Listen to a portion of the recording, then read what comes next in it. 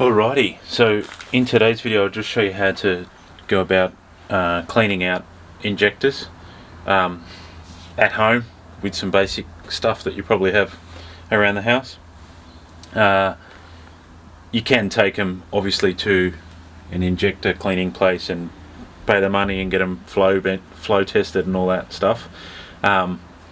But for some cars, just runabouts or whatever, it's easier just to do it like this. So I'll show you how to do it. Basically you need a syringe, and you might need to go through a few sizes to find the right one.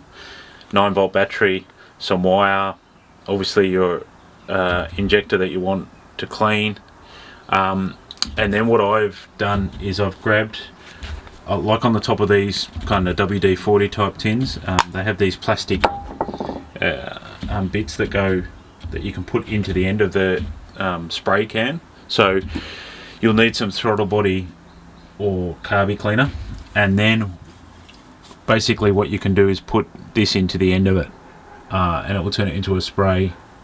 Can you see that? Into a spray, you know, so that you can spray it through. You first need to find a syringe, basically pull out the plunger and get rid of it. What you want to do is you want to grab your syringe like this and find one that fits, fits in the end of your injector properly. So this one is a bit big, but I've got another one which I've pulled out earlier, and I think I have to pull out the O-ring. Oh no, maybe not. So some of them are a tight fit, but the tight fit's better than having some slack there. So basically, you put your syringe on like that on the end of your injector. You put the WD-40 kind of hose on the end of that, and then and I'll do that and I'll come back. Pressurize it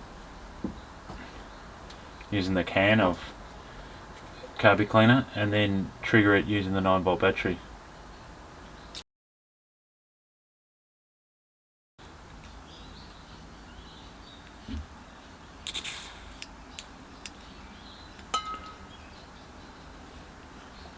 So you'll be able to see the syringe filling up with the carby cleaner, and then you probably should be doing this with a plug.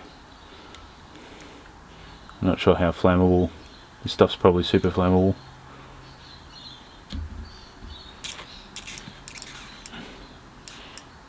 But I don't know if you can hear that ticking. That ticking is the injector getting triggered by the 9-volt battery.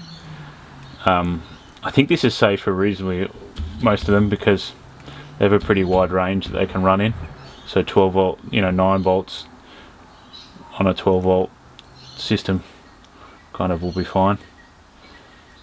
But you can see, and if you monitor the spray pattern that happens before, you'll see it change and get cleaner and more uniform. So yeah, simple, easy way of cleaning your injectors with minimal tools, stuff you can find around the house.